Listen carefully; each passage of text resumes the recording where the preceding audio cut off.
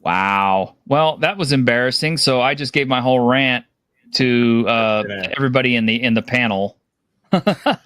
Just say, start the stream and say, big data bad, and then we'll go from there. Yeah, big data bad. Oh, well. Well, you mentioned Charles Schwab, who's essentially Satan incarnate. Klaus Schwab. Klaus, I'm sorry. Charles Schwab is the banker. Okay.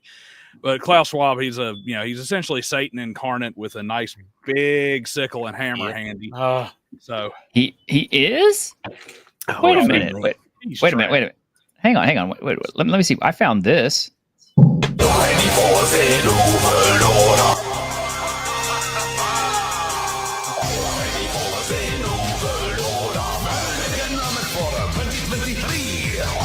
This was back in 2023. I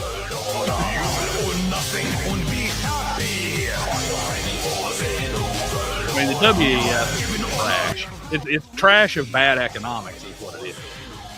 Yeah, like it totally is. The world, freshmen with no job and no experience handling money for them, except for it has an agenda behind it with them getting to keep everything. Like these bad ideas it's this funny thing. Communism and a lot of the globalist offshoots of it are great ideas if you happen to be that like 0.1% that gets to be at the top.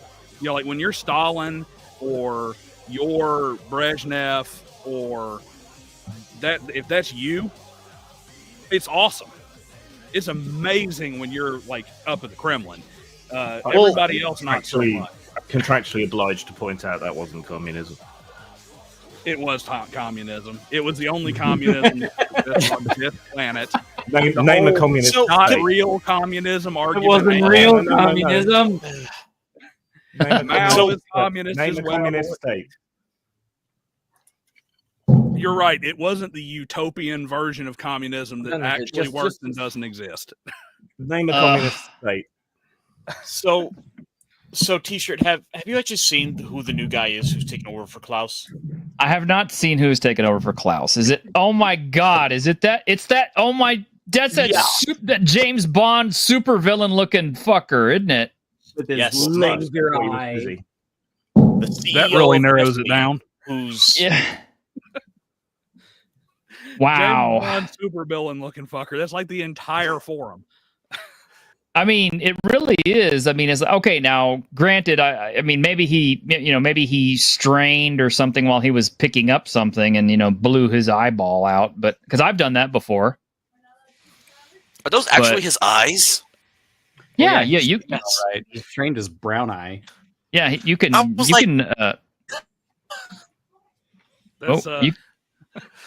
You could strain. You could strain and burst blood vessels in your eyes and get that condition. Strain and poop too hard. I thought someone edited that. No, that's the leftovers from last time he tried to debate Thomas Sowell on actual economics. And he got bitch slapped. It was the most hilarious timing for that to have been done, if nothing else. Oh yeah. I don't know, Patty. You were rubbing your face earlier, so I figured you had some comments. Real communism has never been tried. But yeah, Bond villains. No, I was trying to tell you that we weren't live, but I didn't know how to put it into words. All I wanted to say to sum up, like where you were going with the end of your, where I wanted to go with your end of your soliloquy is, Frodo once said, "I wish it need not happened in my time," and Gandalf replies, "So do I, and so do all who live to see such times. But it is not for them to decide. All we have to decide is what we do with the time given to us." Indeed.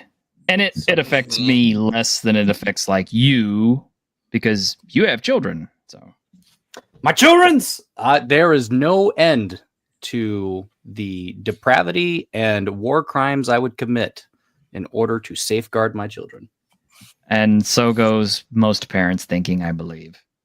I don't know. Unfortunately, I think there's a lot of parents who don't think that way these days, but that's because they're not really parents. They're just children who have kids. Yes, that is also true. Just a passerby says, all I want to say is I have just seen Fist of the North Star. You have? Awesome. Which one? Did you see the OVAs? Did you see the movie? Did you see the TV series? Did you see the live action show with Gary Daniels? Or did you read the manga? Come on now. Tell me. Dude, I've seen them all. Your handle totally screwed me up when I saw that comment pop up on screen. All I saw was Fist of the North Star t-shirts, and I was like, who's putting those out?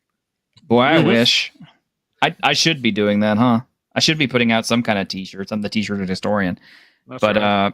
I haven't done that yet because I don't think they sell, to be honest, because half the time I'm always seeing people, getting up on streams and stuff like that and hawking their t-shirts, and I'm just kind of like, why are you pushing your t-shirt so hard? It shouldn't be that hard. I mean, if people like your stuff, no offense on you, Patty, or anything. I'm not pointing fingers. I've sold a few. I think it's good, but I have no overhead. I am the artist, so if I want to create a t-shirt, it's not like I'm out the money to pay an artist to make a t-shirt, or making AI knockoffs. There you go. Yeah. No, we don't know anybody who does that. No. But anyway, that reminds that's me. what we're here to talk about. There's far more important things. Yes.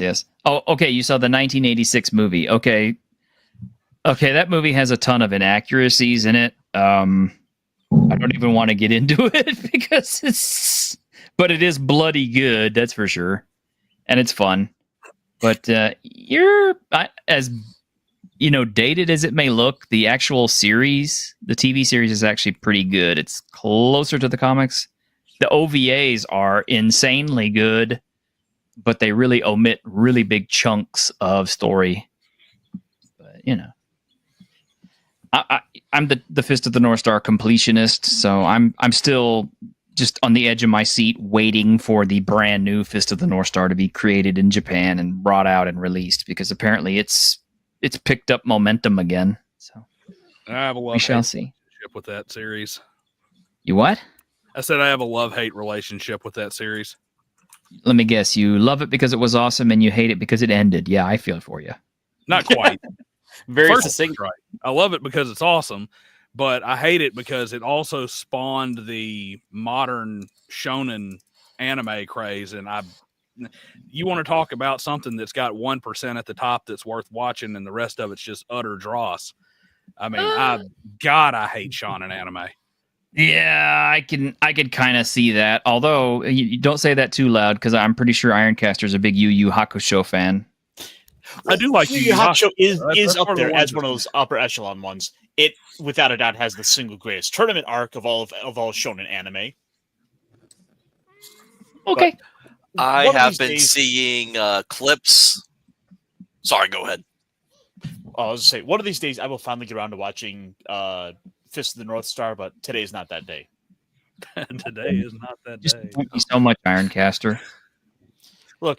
Anyway, Look, I- in my defense, I've got elves to paint.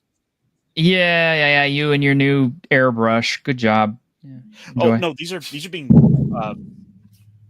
hand painted. Okay. The airbrush was for the base coat. Oh, nice. Anyway, Mercurius for Australian $3. Thank you, my friend. I really do appreciate you. You're literally the only guy who ever contributes to my show, which makes me sad. But that's all right. I know times are tough. I'd rather be worth your money than begging for it. So for you, something special.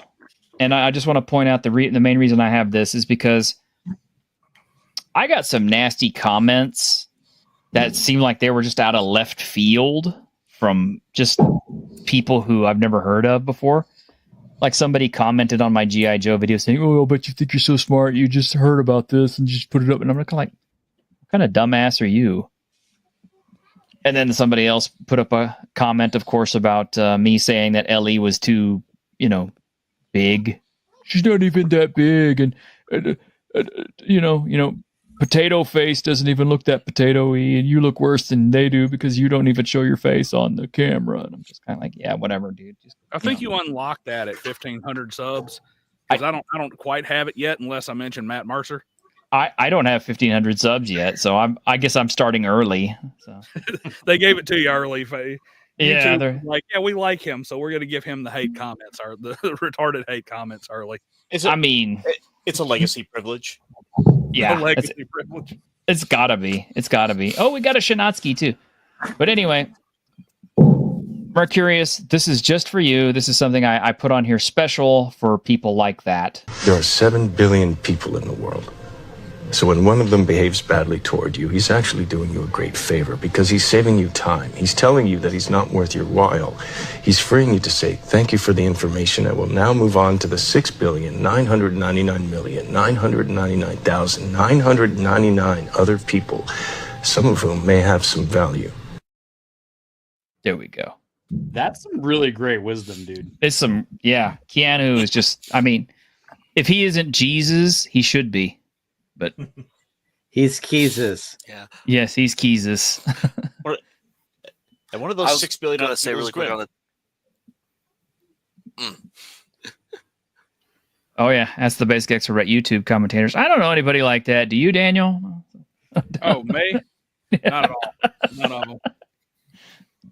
No, I love the basic experts comments. I don't know anybody who would say disparaging things about the basic expert. Oh, I like the basic expert. He's been on the show many times. His comment section is hilarious. One of these days, Daniel. Lovely behind me. One of these days, Daniel, I'm going to get you on here with John, and you guys can hash it out, or you could talk, or you could be nice to each other, and just kind of figure out where you guys really stand. Because I think there's a lot of misunderstanding, and it looks like a little bit of overblown hate here and there, but I don't know. I've always said that about a lot of the Twitter, RPG drama stuff. So, well, it's a new week. There's new drama. There's always new drama. Oh yes, there is. But first, I figured I would address one of the elephants in the software industry because I actually got some money together and I got Oblivion remastered. Nice. And that son of a bitch is 120 gigs on an SSD. You can't put it on a regular hard drive. It requires an SSD to run. And the first time you turn it on, the first time you turn it on, it takes about 15 to 20 minutes to pre-cache everything. But after that, it works fine. It looks really good. I mean, do the people's faces look great? No, but they do look better than the potatoes that we had in the old war version. Actually, everything really looks good in this game. That was the big highlight, is everything looks good. So one of the things that I noticed, screenshots that I've seen, it's really funny because Oblivion dodged like the sepia piss filter. Yes. That all of the other games got during its time. Then they do the remaster, and I see all these screenshots, and it's got like that sepia piss filter. I'm like, hold on, whoa. Somebody added that because mine doesn't have the piss filter. The lighting is actually pretty dynamic, and it works real well.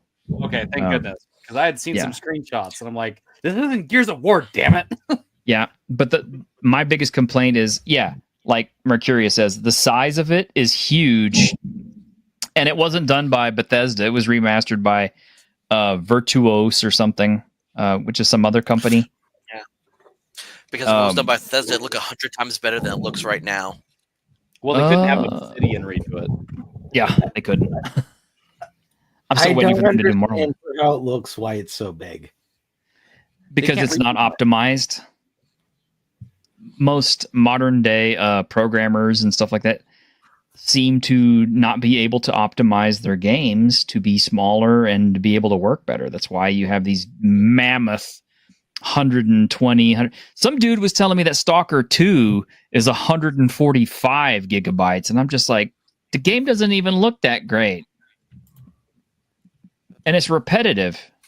So what the hell are we taking up all this memory for? Is it all textures?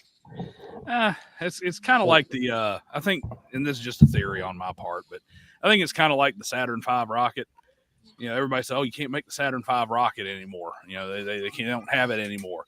Well, that's because a lot of the stuff was made custom for the individual rocket by the designer, by the engineer, and by the mechanics and stuff right there. And changes were made on the fly, and those changes weren't documented to make stuff work because you didn't have the technology at the time to automate a lot of that stuff. So that skill is in a way, that skill is kind of lost. Because since we have the ability, think about some of your older 8-bit games and stuff where you had to come up with clever ways to make it replayable, clever ways to make it more difficult with very limited resources. Once you took away the limited resources, it's like, yeah, just throw everything in there. And then you have the accelerated production schedule where it's like, throw it in there fast. And it's like, well, people have the ability in their machine to handle this. So there's no need for us to make it more efficient because you cut out there, bud. Have stuff that can handle it. Whereas before it was make it more efficient. We can't fit half the game. I think what he's getting down to is kind of like how 8-bit sprites, they looked a lot smoother to us as kids because the way that CRTVs were made rather than like LCD or these OLED screens these days, the way that they actually emit light, it makes 8-bit and 16-bit and so on and so forth. It makes it actually look like bits rather than the smooth images that we actually got from our like CRTVs. Yeah, and they used that in the graphics to get certain effects as well that you can't get on the high resolution monitors. I tell you what's funny. I was just thinking about this the other day. I was thinking, what really needs to be done is they need to do a remastered version of Rostan because it's like one of my favorite games ever. Sorry, I know it's repetitive. What? Rostan, wasn't there like a PlayStation 2 Rostan? I'm trying to remember. There was some kind of remake. Yeah, there was Rostan 2, and it looked nothing like the first one. And then there was Rostan 3, which was only in the arcades, and it was on a triple screen. But the first one was just beautiful for some reason. And I mean, it was all just sprite pixel graphics and all that, but it really looked good, especially for the time period. But then I started thinking, well, if they remastered it, then they would try to smooth it out, or they would use 3D models, and it would lose the charm and the warmth that it had. So maybe it's better. Oh yeah, Barbarian, 2002 Barbarian. I think that's a different game. But I want to get to what Mercurius was saying about VTubers specifically complaining about Oblivion. Is it a RAM thing where they're running their VTuber at the same time? Oh, driving! Whoa, Daniel, did you just have a wreck, or did the garage door fall on you? No, that was entirely my fault. I thought I'd muted it. I'm sitting outside on the deck drinking and streaming with you guys, and decided the sun is a little bit too bright and the deck is a little bit too wet, so I was putting my umbrella up, being bougie over here. That was the sound of a metal umbrella sliding into a metal table when somebody forgot to click mute. It definitely sounded metal on metal. That's because it was. But yeah, Patty, I think to your point, there's the issue of the RAM consumption with it, where the VTuber programs can be intensive, especially if they have a fairly complex model. Okay, fair enough. Yeah, I was wondering what that was like because I've only ever done the PNG tubing, and it didn't look like it took up that much RAM. But I guess it depends on what model you're using and what program you're using to puppeteer it with. The guy who would have been perfect for this discussion is Dash Attack, but he's not with us today. What? I've worked on games. I mean, in QA, mind you, but I did have some training on like 3D modeling. One of the things that we were taught about was, try to make your model efficiently. Like, there's a lot of things that some people would do modeling, for instance, for movies that you wouldn't do for a video game at the time. So I just think it's the matter that discipline that made it where they had to make every polygon count is just not there anymore because of the tech. What was the meme I saw the other day where it's like, was it Madam D or Lady D of the new Resident Evil game has more polygons in her posterior than Resident Evil had one in its entire game? I mean, it's true. I mean, the jiggle physics alone. Actually, Resident Evil is a great example. That they originally planned for Resident Evil 1 was actually going to be a first-person game, but they just didn't have the computer power for it to be able to render a 3D environment and the character models at the same time. So they came with a thing of pre-rendering the backgrounds and just have the characters and the enemies be the 3D models, so they could, put more polygons on the characters. Oh, and that game was so luscious. It still is. Do you think that after what you said, Shinatsky, do you think that Resident Evil 1 would have looked more like Wolfenstein or Doom if they would have went first person? I'm trying to remember. There was, I think it's like BioFlames, or there's like some of the early websites that have like interviews with the original creators. There's some really cool concept art. Like there was originally supposed to be like a clock tower, a whole bunch of other different areas. But they didn't have time. They didn't have a lot of time. I think they had like a year or two of development, and that's it. So they had to cut things. Also, originally the characters were like cyborgs because Shinji Mikami doesn't understand horror. Well, Resident Evil 2, I remember they had the pre version of it, and you can still kind of download it from if you know where to go. So you could see what the game would have looked like, which it totally didn't look like that when you actually got the game, because they changed a bunch of stuff out because apparently they ran into memory issues and things trying to animate so many zombies on screen at once and everything. Interesting. Yeah. But, oh my God, the Resident Evil series is such a landmark in gaming. And it's not even an original because it took so much from Alone in the Dark. It's, Oh no, I mean, yeah, Alone in the Dark was one of the big influences. Obviously, that's what the original writer said.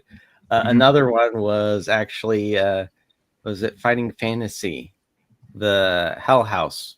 What? Oh, yeah, House of Hell. Yeah, yeah, that inspired Resident Evil 1 a lot. Oh, Grim and I know nothing about that. Yeah, not a thing.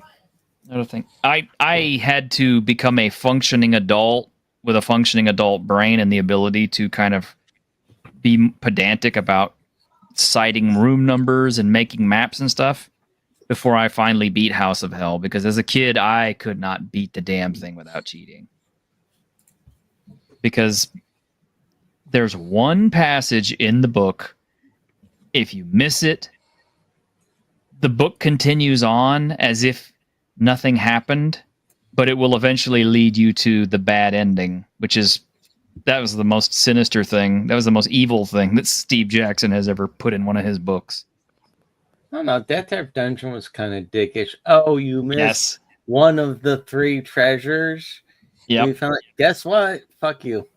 Well, a lot of the games were like that, though, except Forest of Doom, which is kind of like, oh, you didn't get both pieces of the hammer up, gotta start all over again. But at least you can keep all your shit the second time you go around. So, what is this functioning adult of which you speak? Yeah, I know. I fake it very well. Remember, dysfunction is a function. What I'm told. Yes. Oh, by the way, since we were.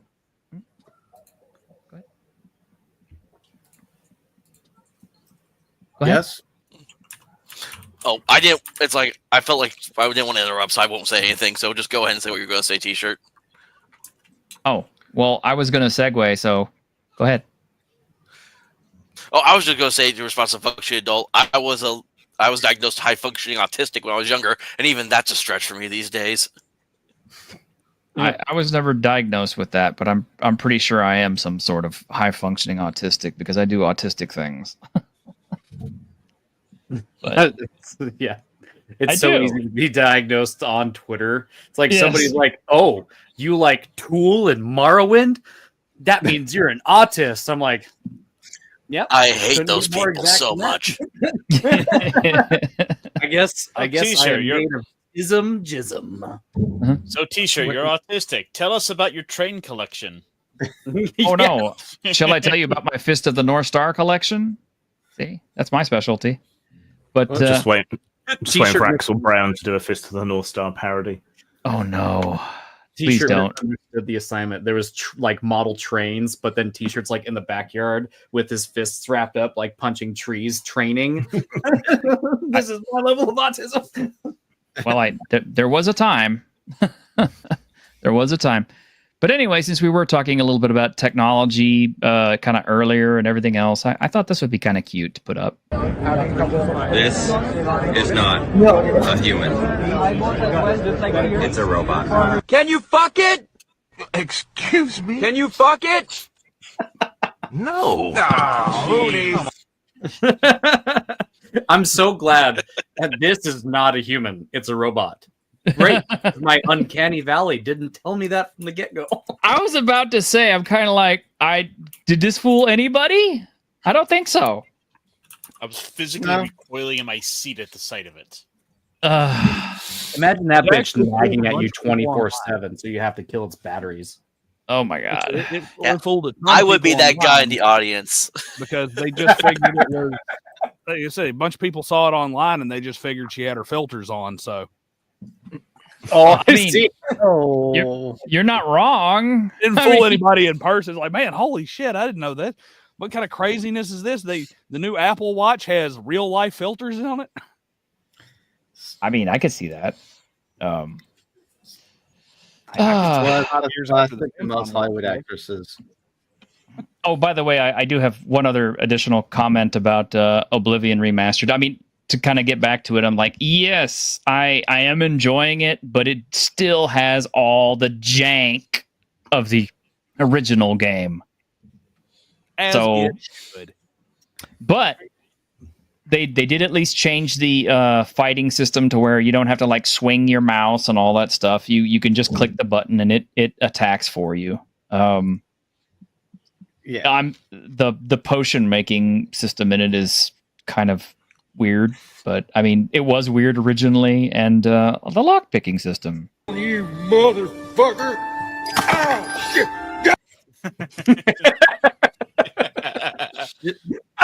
Just get Chameleon and then walk around and murder everything with ×6 damage.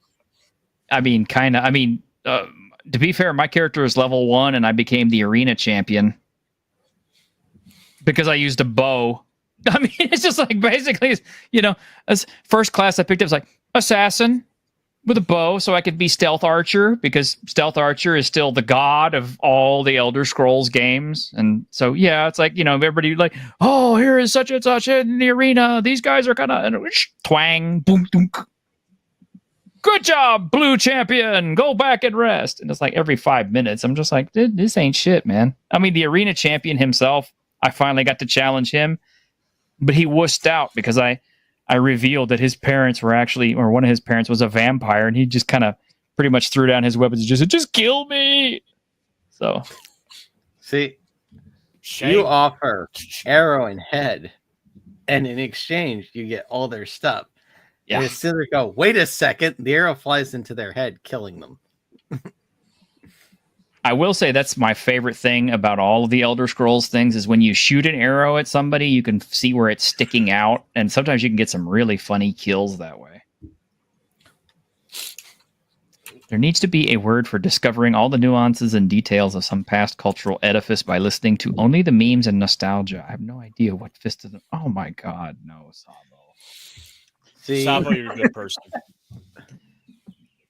See, if they really wanted to be trollsy, they should have called it Oblivion Avowed. No, it wasn't that bad. It wasn't that bad. No, just this go. This is how you should have done it. Oh, I see. Okay, Savo, if you don't know what Fist of the North Star is, I tell you on my channel. Go back and look through my videos for the Fist of the North Star videos. I tell you, I show you. You get to you will find out. I will teach you. And I've got more videos on the way. It's going to be part of the drinking game at this point. Yeah. I mean, yeah, pretty much. It's like, Jeremy Crawford, or not, Kevin Crawford games, Fist of the North Star. What else do I do a bunch of? Cyberpunk? Yes. Okay. Fist of the North Stars without number. I mean, I could totally do that. I would run that game. I would. But The next game I'm planning on doing is going to be Ashes Without Number, and it will be something zombie style. I don't have all the details yet, but it's definitely the way I'm leaning. And thank you, Grim, for showing me something I can blow my money on again. Damn it! I don't know if it's any good. I don't know if it's any good either, but let's take a look at it. God Save Birmingham. What? Yes. Birmingham. Birmingham. Is that like New Jersey for No England? Actual Birmingham. Something like that. Birmingham in 1539. Do you think they all still had that accent back then too? Boy. It's got realistic zombie survival and deadly physics. From Ocean Drive Studio.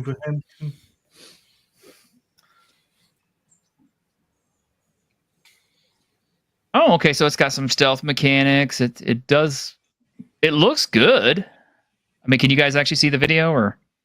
Yeah, we can see the video. We can't hear anything though.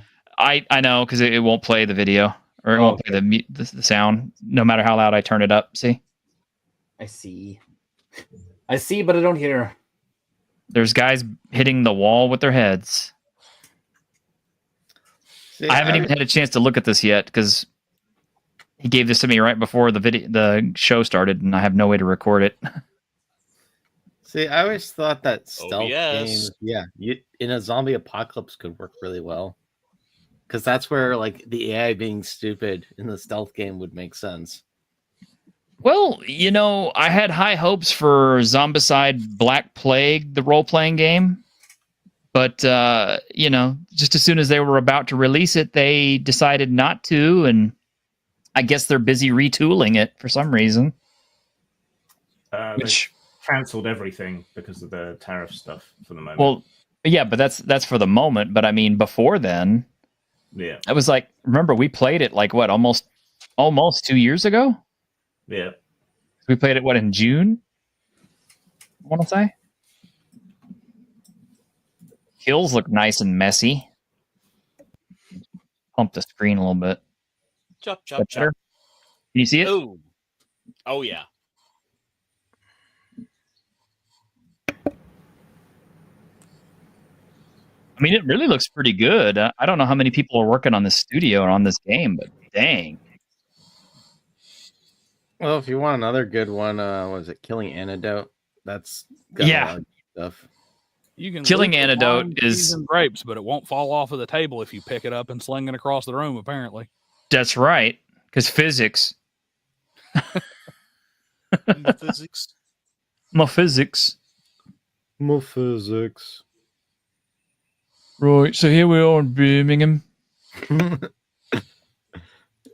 That would be a great short. Just some person live streaming during the zombie apocalypse, and everyone else is going, "You asshole." Look at it, just climbing up that exhausted him. It's like, damn, dude. It's like, lift some weights, bro. Well, we already saw that his diet consists of wine and cheese. Yeah. Chop. Some good looking zombies on that. Look at that. It did look pretty good. Not gonna lie. Yeah, I'm gonna have to get this one, damn it, because I like zombies too much. Why does the very exhausted face just looks like the dude smoked a lot of pot? Or like he's sick. Whoa. Great flowing in the wind there. There's a pretty solid effect there. Look at all the corpses down there. I mean, they can keep that many models on the screen at once. That's pretty impressive. Apparently, he's panicked. Wouldn't you be? No, because I'm way up here. Oh. Except that he's got a horde behind him, too. Panicked if I was down there. Oh, nice. That's pretty clever right there. That is Like that's something I haven't really seen too many games do, is repurposing ladders like that. I wonder how come he can't just lift it out there and take it off. Oh, there it goes. Never mind. Yeah, though, how easy is it going to be to use this interface for? Because that's always my problem with games where you can pick up and move things around. It's really hard to position things right. This is no. I love it. He's like, he can't even airborne shuffle, right? He's like in fear for his life, and then totally disregards the ladder to his left so that way he can jump off the roof onto the table and break it. And Yes, let's not got talk leg about injuries. all the zombies are down Clearly- there now, and I'm up here. I guess I'll go down there. Decision. Clearly, And this he's was a very airborne shuffle. There we go. and clearly, this was a tabletop RPG. The DM set everything up to say, "No, you can just clearly use this." And here, the player decided, "I'm going to use the ladder to go across instead. I'm going to do everything else but what you wanted me to." Oh man, this looks good. Yeah, very TTRPG-ish. All right, and there's a ladder to your left. I ain't going down that damn thing. It's definitely a trap. I'm just going to jump off of the building. All right. Well, where's Grim? Where's Grim to say this is White Chester, the video game? He did. Oh, he did. I missed it. Damn it. Grim, say it. Not for my pleasure, apparently. No. DM, I'd like to take a hammer and proceed to remove every single nail from the ladder.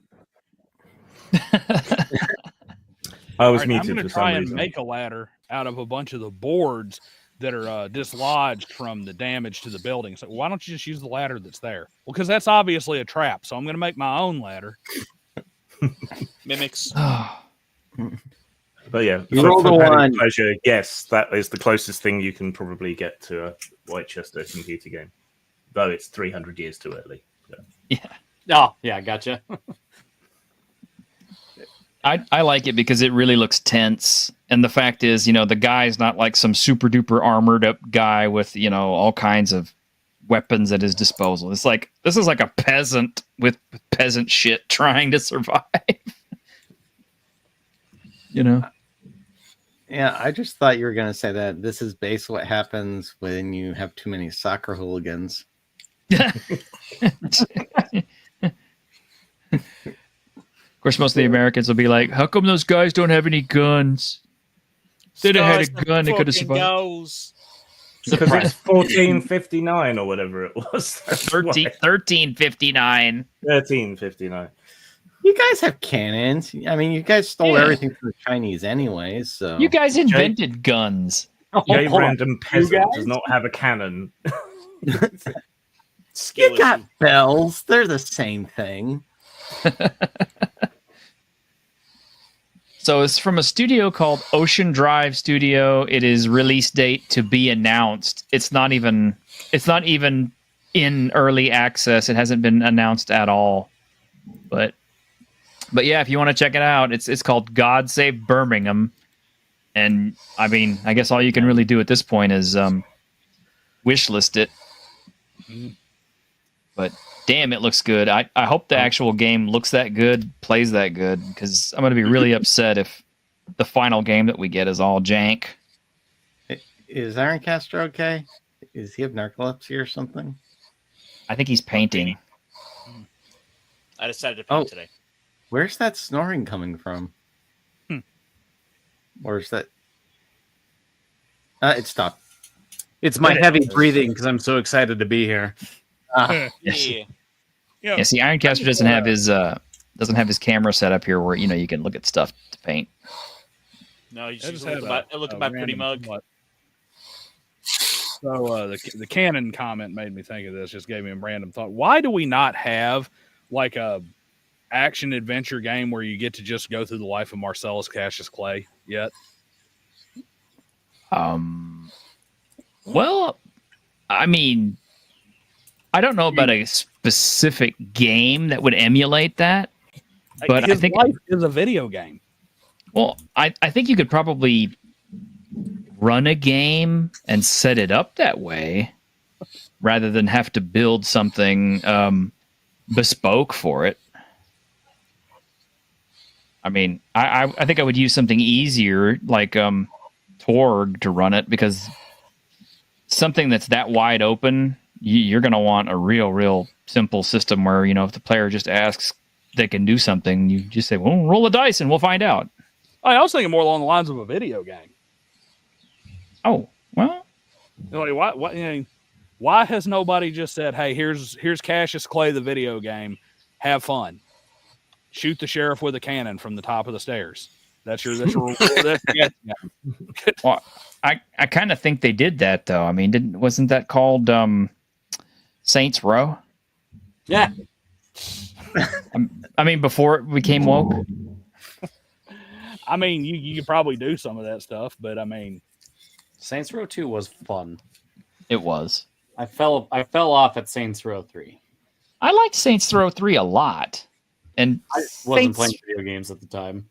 Saints Row 4 was... It had its moments. never I got won't around even... to playing it. If I you're doing won't even- fantasy game settings, I've always wanted one where it's a zombie apocalypse in like ancient China. Ooh. Why? Because There's my game. they have a completely different religious belief system. They also had basic gunpowder, like they had those Rockets? those sticks that you would light the end of, and they'd basically be like a mini flamethrower. Well, plus, we all know the Chinese would just try to turn them into an ancient herbal remedy. Okay. You asked for this. You asked for this. You're going to get it. Kingdom's kind of that, but in Korea. And that's pretty good. Okay. Yeah. This is for Ironcaster. Welcome to Sang's Herbal Remedies. I am Sang. How may I assist you? Selling remedies is honest work. I came to America after discharge from Chinese herbal remedies forces to help aging parents with store. Definitely, I am now American citizen. God bless the allegiance flag.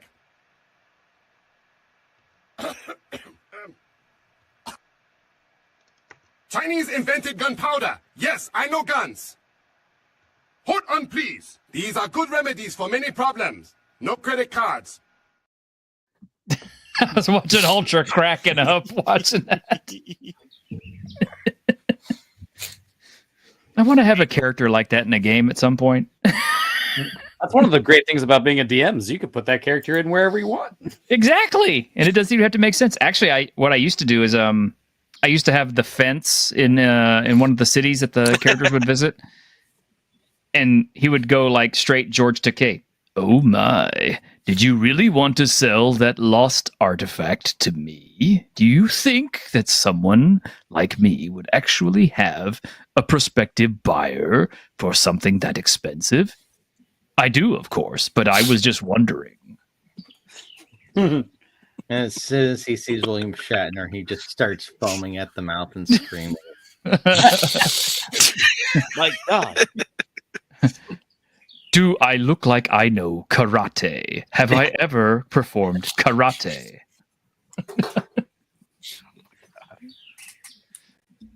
No, but you did some bad fencing. Yeah, he did. He did. Yeah, he was high as fuck in his defense. And Was he? Oh yeah, he was. What? Your character's continuing to fence items. Yes. Oh my god. So apparently well, we gotta address this because everybody else is addressing it. We might as well go ahead and address it too. So Andor finally did the Star Wars thing that, while it has apparently happened before in the Star Wars universe, it was never quite so explicit. You know, it's that thing you do with grapes. You know, grapes. They make great wine. Grapes. I'm going to need a whole class on consent. Yeah. It's that thing that Hollywood does to every single property it gets its hands on. It makes wine out of the grapes. Yes, that's what it does. I wouldn't call it wine, more like piss water vinegar. There you go. Well, okay. I mean, it's sour wine. It's as meta as can be. They put it in there while they were doing the exact same thing to the entire franchise. This is the same company that decided to turn around and say the name of Boba Fett's ship being called Slave One is far too controversial, but we have no problem putting this into the show. Yeah, that's, that and pretty much completely retconning the Jedi into like an evil, oppressive force that limits your freedoms because I want to be gay or whatever. I want to be gay and do cis. I mean, the Sith weren't entirely wrong. Let me just say that first off. All I'm going to point out is that the Sith always came in a pair of dudes. So, I mean, literally. Was that supposed to be pun intended? I think so. I believe that was pun intended. You're one of them special folks, ain't you? Here's kind of the issue with it is my bigger issue with Andor is not them doing that. It's that their attempts to make it adult or basically make it slow. And to have not much happen for several episodes. And then suddenly all this stuff happens. And then nothing happens for 2 episodes. Like Andor could have been like 4 or 5 episodes season 1. I didn't see season 2 yet, so I can't say on it. But the only thing I really liked from Andor season 1 was the whole prison thing. Because there was an actual immediate conflict and they didn't bog it down with a bunch of BS. Like, okay, guy wants to go, hey, Andor murdered these guys. He should probably go to jail. Okay. Oh, that didn't happen. And now he's living with his mom. Okay. I think Disney Plus as a streaming service has kind of started to get schizophrenic because originally it was Disney Plus and everybody thought, oh, it's Disney, so it's safe for kids. And to push that, they put like Winnie the Pooh and they put all the classic Marvel cartoons and then, of course, all the Marvel shows and the Star Wars shows on there. But then it's kind of like they were going, okay, this streaming service isn't making as much money as we thought it would, and we need to get more gritty and appeal to the adults more. So then they tried to make Daredevil Born, which was supposed to be more gritty, but kind of ended up being not. And it just kind of annoyed everybody. And now they're doing the same thing with Andor. This is the ultimate problem Disney has because it has worked for decades to build up a brand name, a brand recognition that everyone would look at and say, Disney, it's safe for kids. Unfortunately, now they're trying to be a service to appeal to everyone. And well, there was a sort of genius in having Hulu Plus, or I'm sorry, not having Hulu there to be able to fill that gap of having the more adult programs.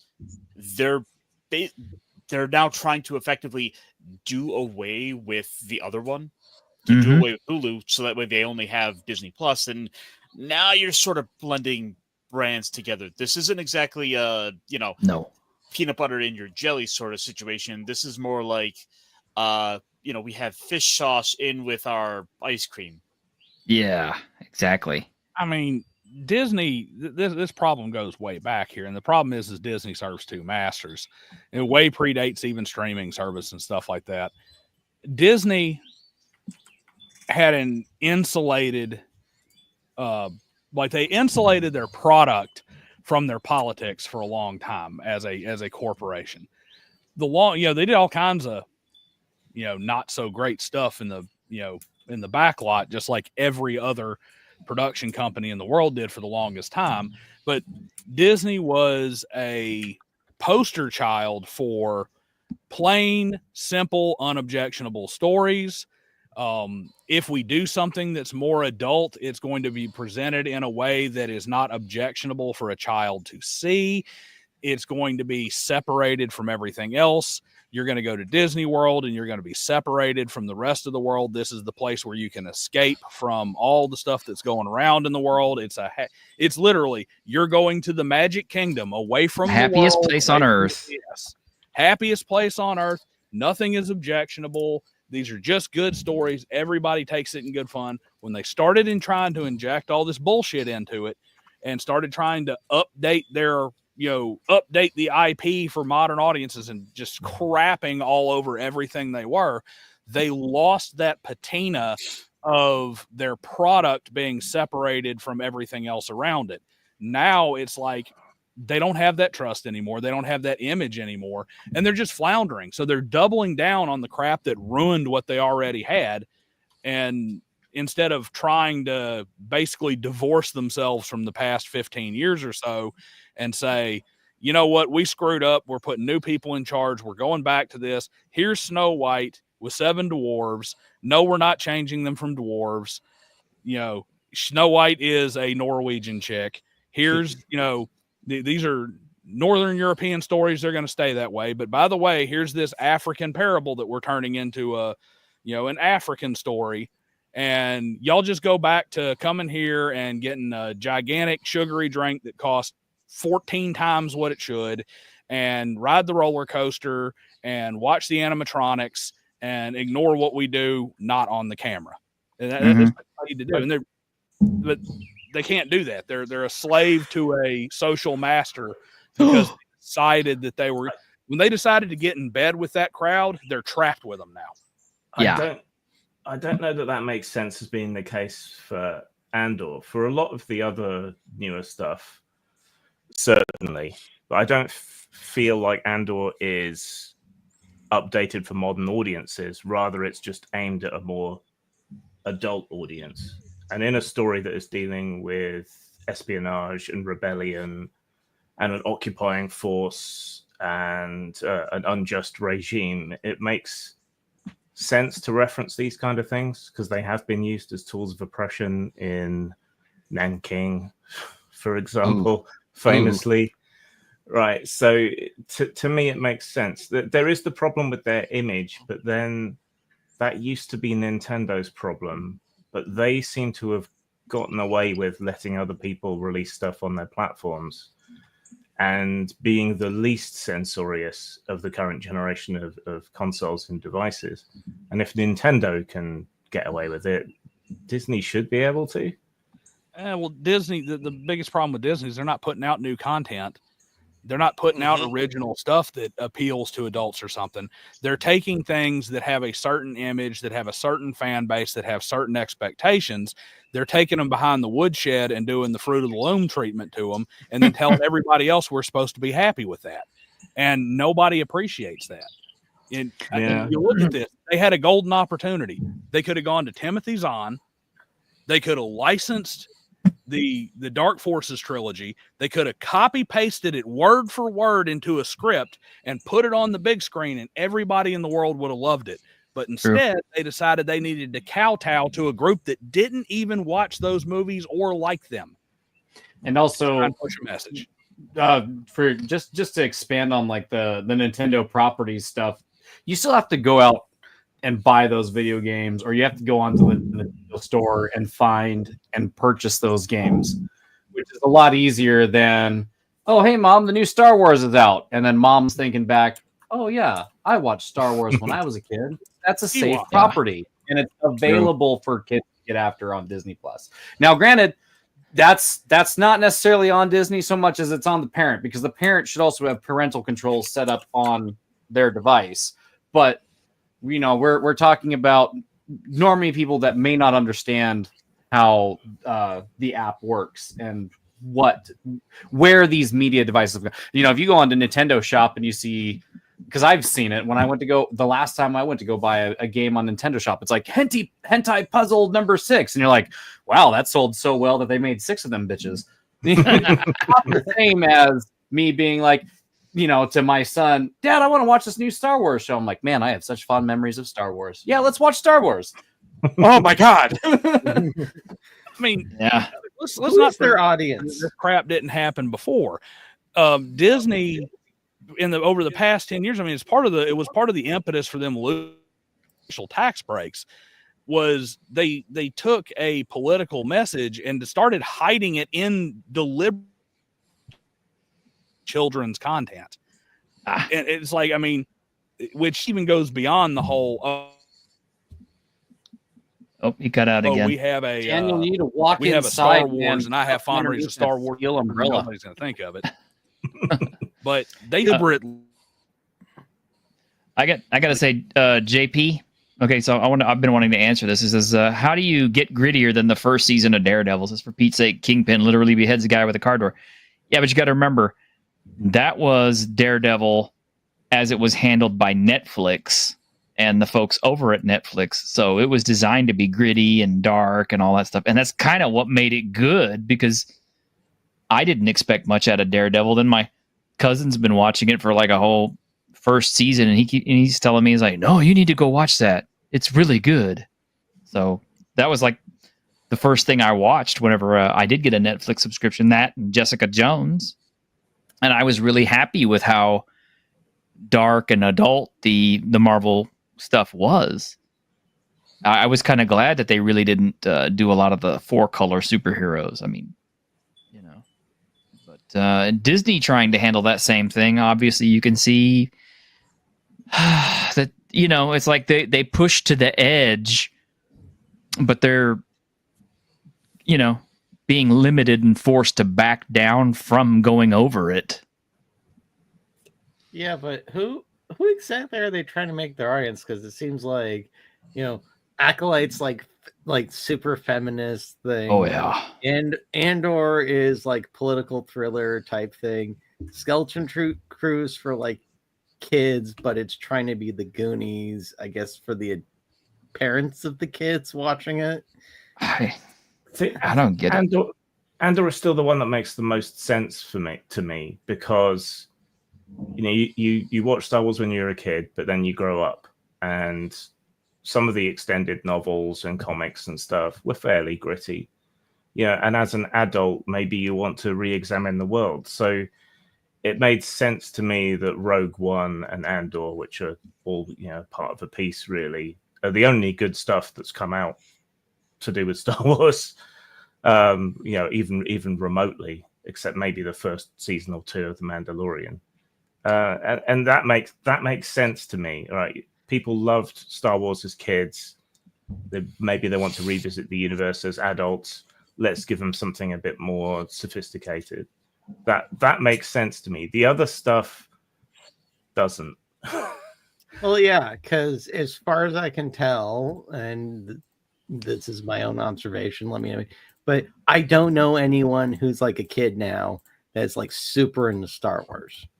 I grew up with it, so that was part of, like, you know, because I was at the tail end of the Gen X.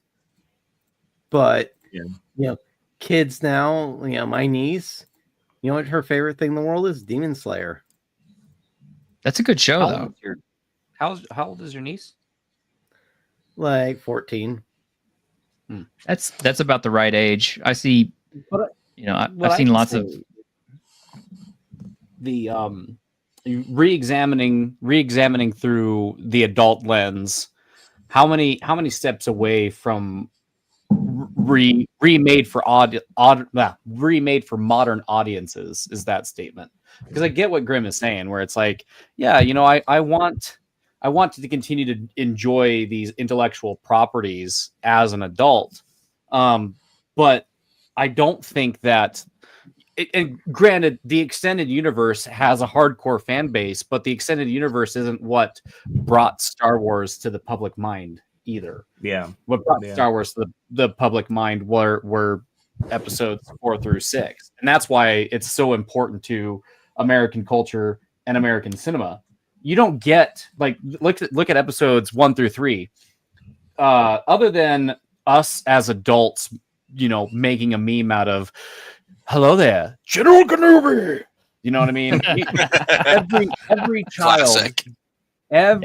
Child gets the, you know, the Luke Skywalker parody of finding out Darth Vader was his dad. I mean, how many times have you seen that scene getting riffed off of or made of a parody? It's almost as ubiquitous as the Akira bike slide. So when we say that, you know, our kids don't necessarily have the same media, it's like, well, yeah, because we haven't made anything new that's good. You know, that's the reason why we keep on making new Star Wars films. We can't come up with new stories. You know, as much as I would like to see some of the extended universe stuff made into movies, you know, on one hand, it's like maybe it just exists better in the book form enjoyed by the people who had it, and there's so much changing that they've done with what would be considered canon that you might as well just call it something new, and I'm sure it would be enjoyed just fine, if not better, than like just stuffing it into the sausage casing flavored as Star Wars. You know, Yeah, that's what's really cool. because Rebel Moon was such a success. Oh, I love Rebel Moon. Shut up. I love it. I love the extended edition. I've watched that. I watched both of those movies 6 times. Have you seriously? I think I can answer the question you opened with, albeit in a slightly pretentious way. So the original Star Wars trilogy played to archetypes, like traditional storytelling, black and white, good and evil. Joseph Campbell. Powerful archetypes that really resonate with people. Yeah. Mythic storytelling, much as I don't particularly rate Joseph Campbell, here is Hero of a Thousand Faces and the whole hero's journey thing was really kind of integral to the creation of the first 3 Star Wars films. Also, I think that in those films, Lucas was throwing his love of old cinema serials, spaghetti westerns, all of these other influences. That was all thrown up on the screen. Chambara shows. Yeah, you don't get that same feel from most of the new shows. No, you don't. And I think the ones that are the exception are the ones that have been, at least passably good. Mandalorian is Baby Cart and the River Styx, plus spaghetti westerns. You can, if you're media literate, you can see the callbacks, you can see the visual and musical and other sort of language in play there. So that's following a similar formula, throwing up stuff that you love on the screen through a Star Wars filter. And I think that is somewhat true of Rogue One, which is like all these famous war movies like Guns of the Navarone or, all that old stuff. That's what that's drawing on. And you can see it. And I think the film is better as a result. And I think Andor is playing into a lot of those kind of Cold War thrillers, things like that. So that is also playing into established media archetypes that already exist. And I think that's why the quality is better, even if Disney folding that same show into the Star Wars brand maybe doesn't make a lot of sense. But then if you look at the other things which are just shit, they don't do that, right? No. they don't. It's not don't. referential. There's no love in it. There's no love in that scene in Andor either. I think the problem is, and this is was it the John Waters said this about, is that there's too much irony in the world. Those like exploitive movies that people watch are so bad it's good. No, they were trying to be like either like an actually scary horror movie, or they were generally trying to discuss you. They weren't trying to make you laugh at them. And a lot of media now, especially it seems with the creators, is that, we can't do this anymore because this is too thing. We're going to subvert the cliches. The problem is this cliches have been subverted for like the last 30 years now. So they're the cliches now. Playing it straight would be the most subversive thing you could do now. True. Also true. And since we are talking about legacy media and stuff, we, I know we're at our hour, but I figured I had to throw one more bomb into the channel here for you. So let's talk about this. I count back and you show. Oh God! I didn't know Jenny D had a Yonda character. John fucking Zoidberg. It's like, what? Oh my goodness, Zendaya! You don't like Predator? They put Zendaya in everything now. This is a screenshot from Michelle. You know what this reminds me of? What does it remind you of? You remember that episode of DS9 where they have to infiltrate the Klingon award ceremony. So they go and and Bashir surgically alters Cisco and O'Brien and everybody to be Klingons, but because the rest of us watching the show need to see that they're still Cisco and Odo and O'Brien, it's like they're the obvious like bad Klingon cosplays. That's what this looks like. It's like, okay, hurry up, Cisco, you have to infiltrate the Predator camp. Emotional damage. You don't have to see it in the rest of the film. This could just be like they chose a bad shot for it because it's obviously CG with the mandibles and everything. Well, I mean, haven't followed this, but I'm going to guess that the controversy is racism of some kind. I just think it was bad. No, the controversy isn't racism, although I did start the joke, it's ma'am, when I saw this, because that was the first thing that it looked like to me. I'm like, is it a female predator? Oh, yeah. Neil Druckmann found his Abby. If you just, I mean, do you have a side by side of the first Predator next to this newest one? There's one that's posted up on X. I don't have one, but yeah, this is very. I mean, it's like the AVP account put this up, thinking, "What do you think of the new Predator Yautja?" And I was kind of like, "You really don't want to know what I think because it's very underwhelming." I mean, it's kind of funny you say that whole it's man thing, because it kind of looks like somebody who was born a human went through predatorization surgery and now says I'm a predator. Yeah, it's like somebody who just kind of went to one of those tattoo shops and they got their tongue split and their eyeballs done and they're covered from head to toe in ink now. Can you tell the difference between the real predator and the trans predator? Oh, cool. Yeah, can we bring up that link from Grim? Hold on. Oh god, these look so bad. Just say, because, like, I mean, if it's like sexual dimorphism, right? Like, if it's true that this might be a female predator, I can kind of dig it. The crown is smaller, the brow is smaller, the tendril dreads, grow further down on the head. But if you look at, I hate to tell you this, it's a different species. It is. It is. That's new. Yeah, it's a different predator species. Okay. Kind of like how there's the Romulans and there's the Remans. Oh no. Well, it's called a Yautja or whatever, but yeah, that's from like the summaries that were posted.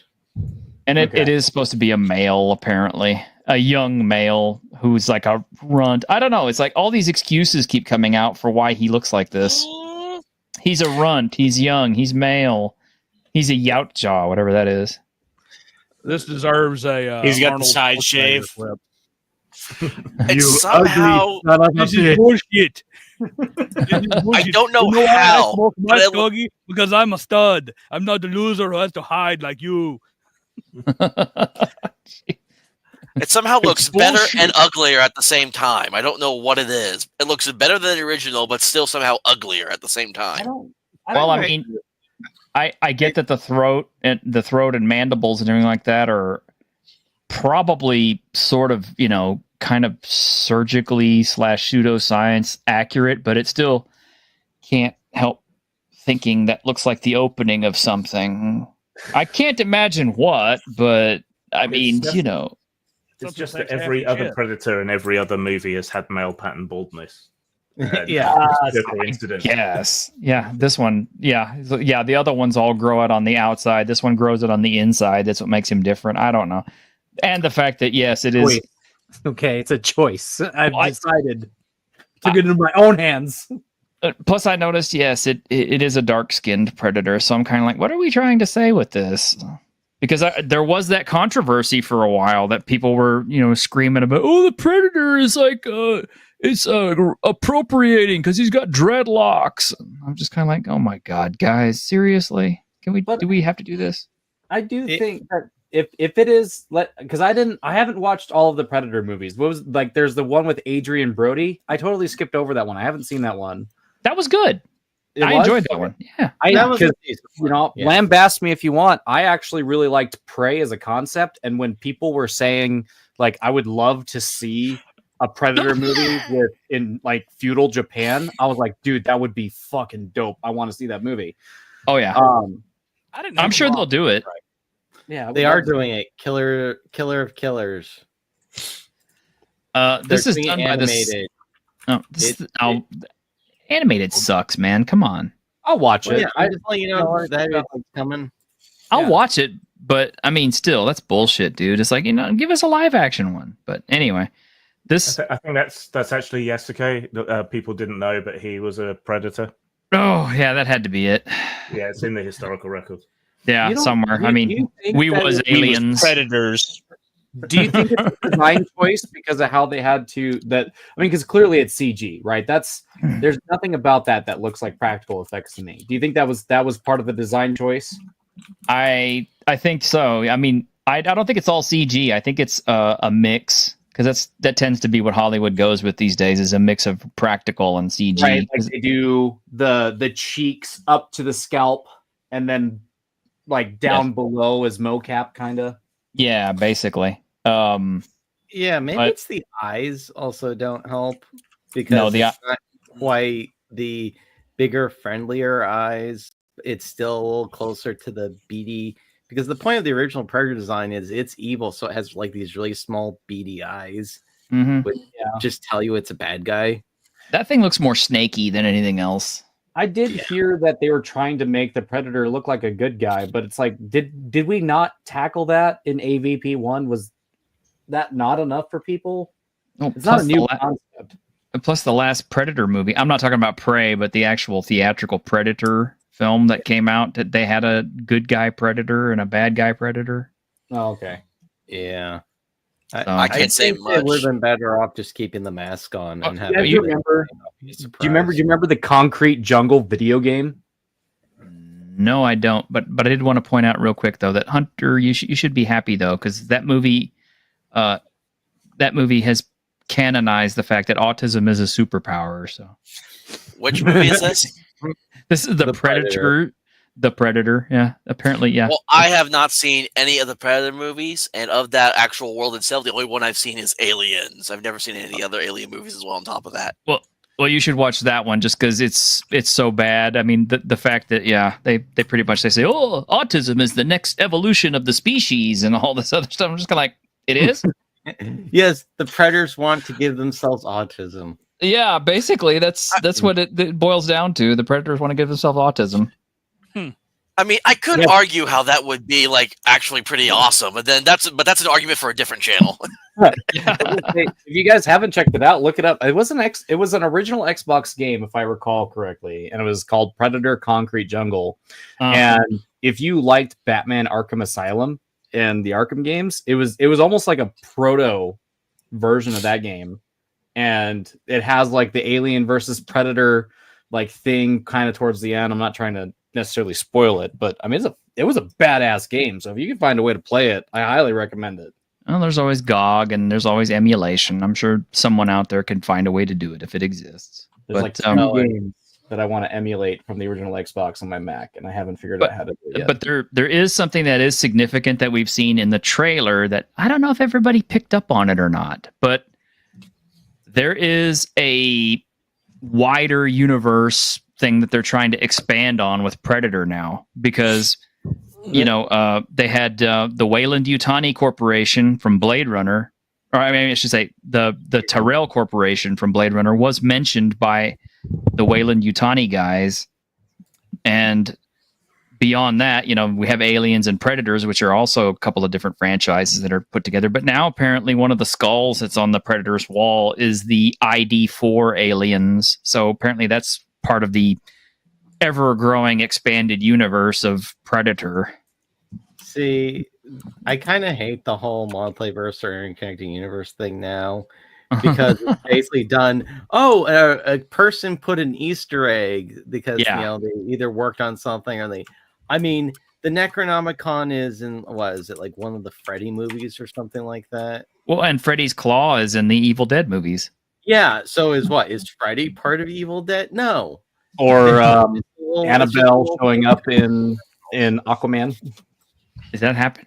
Yeah, that happened on both occasions. Actually, and Annabelle shows up in Aquaman and Shazam. I didn't see that. Oh, It's all just part of the creative bankruptcy extended universe, where we need to kind of make retarded crossovers of everything because we don't have any original ideas.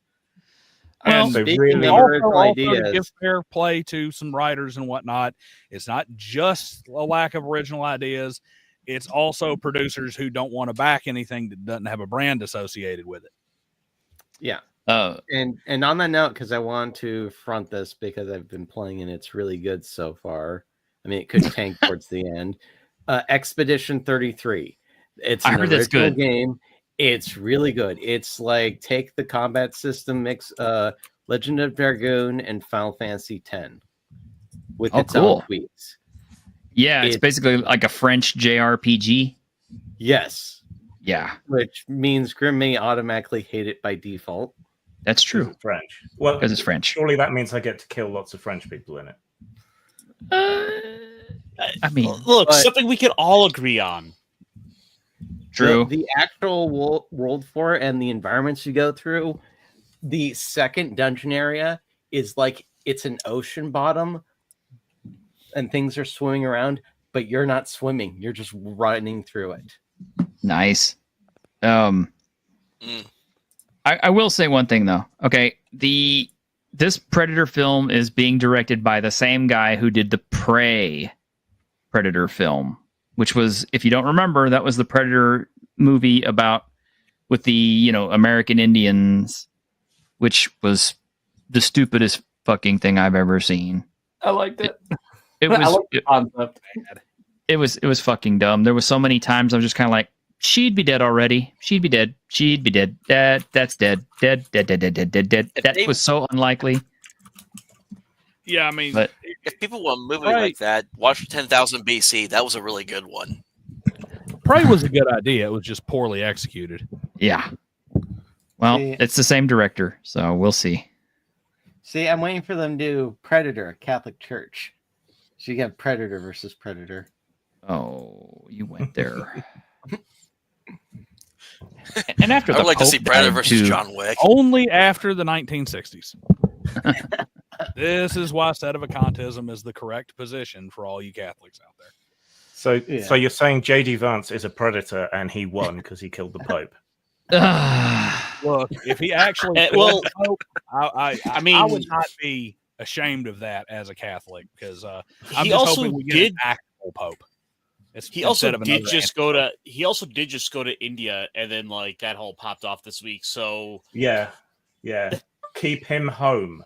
JD Vance. Send him to China. Send him to Iran. Oh, okay. Let me put on let me put the t-shirted spin on it. Okay, so here it is. Secretly, JD Vance is actually one of the an inheritor of Hokuto Shinken, and so he used the Tsubo to enact change using the secret assassination fist of the North Star. So we'll just start calling him a perpetual. We'll have to start calling him JD Kenshiro. I'm down for it. There we go. You want to Shinde Conclave. Oh my gosh. Send him to the UN next. Nani? I don't know, man. But anyway, instead of blood gushing out, it's just black smoke. Yeah. Oh, one last thing that I almost missed touching on, and because we move really fast on this channel, but just to jump all the way back to the Oblivion that started this off, I will say this part. So yes, Oblivion Remastered does have the Type 1, Type 2 body type crap. Me personally, I don't give a shit.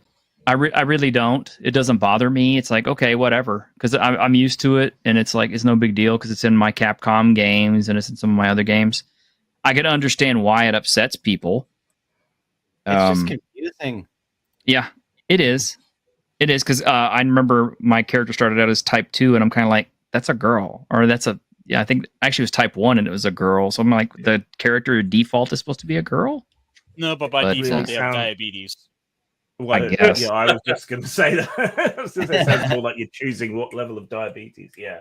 Yeah, I mean, that doesn't bother me, but I still like the point that, people try to say, oh, well, if it doesn't make a difference, then why are you getting upset because we modded it out?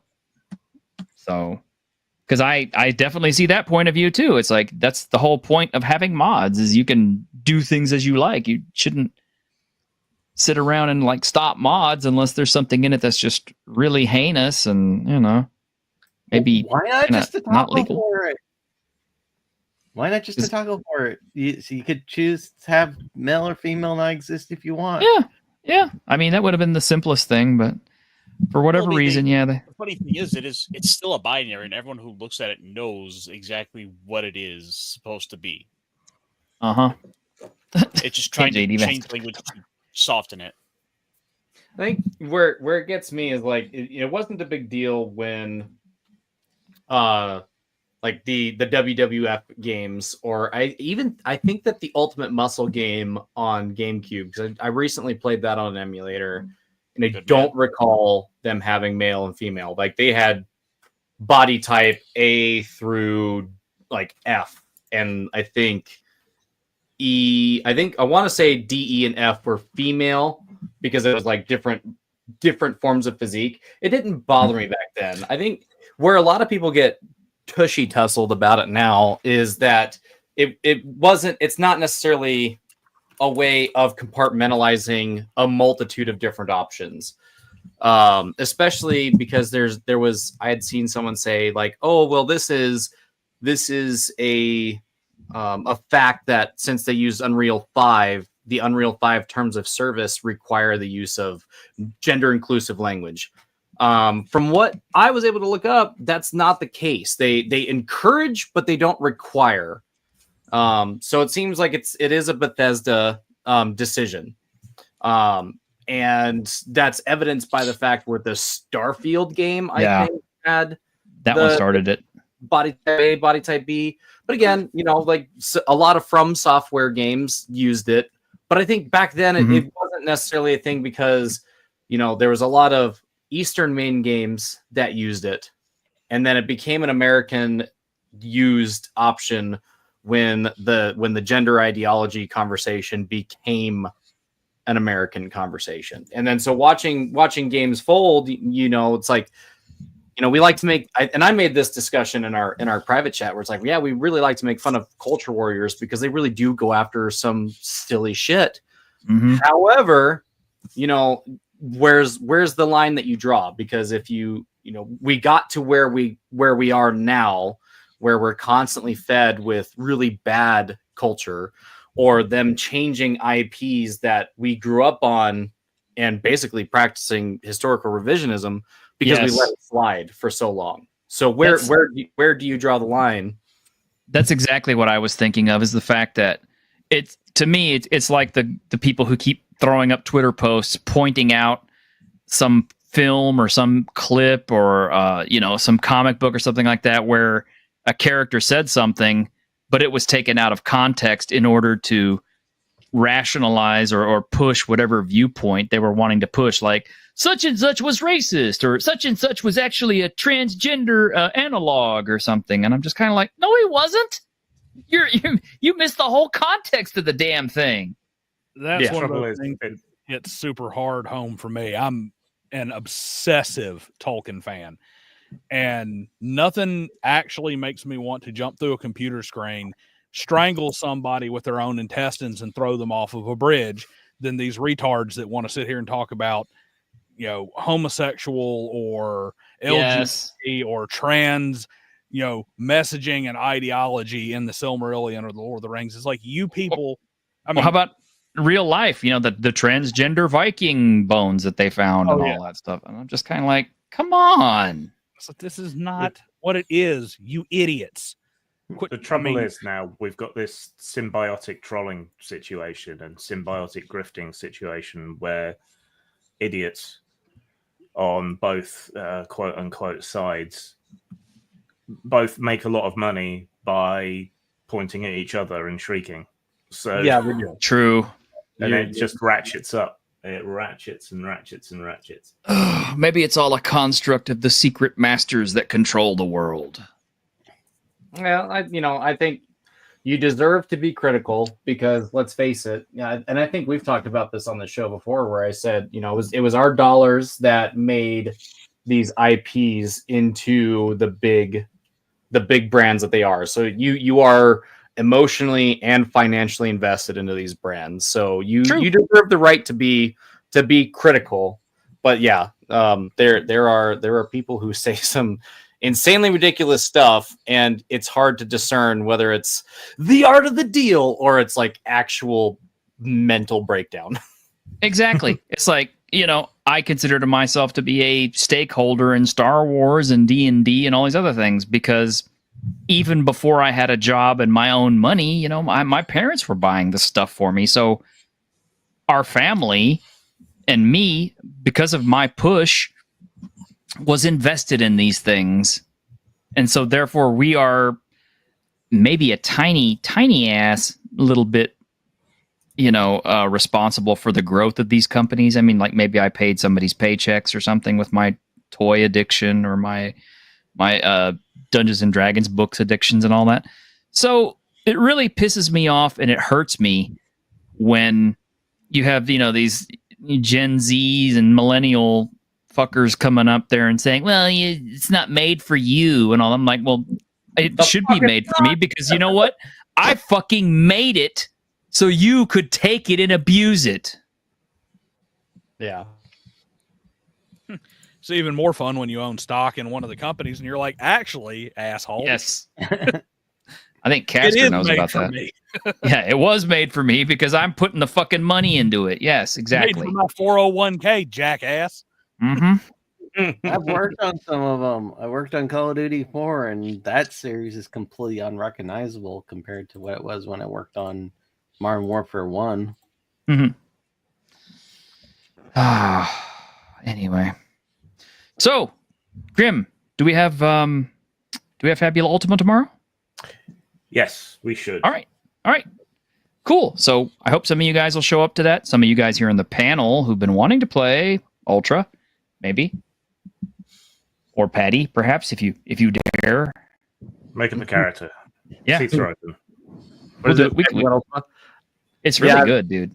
I have to check into my schedule because I think your guys' game stream is at the same time as my Parlor Chill stream.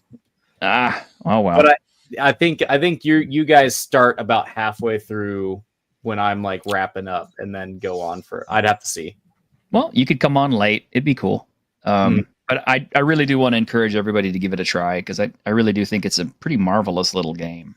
I do appreciate the invite as always. Oh, no problem.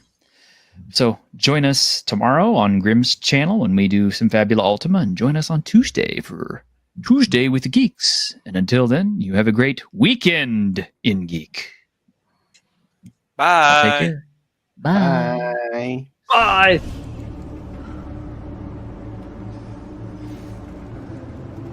On behalf of the staff of the Independent California Motel, I wish you all sweet dreams.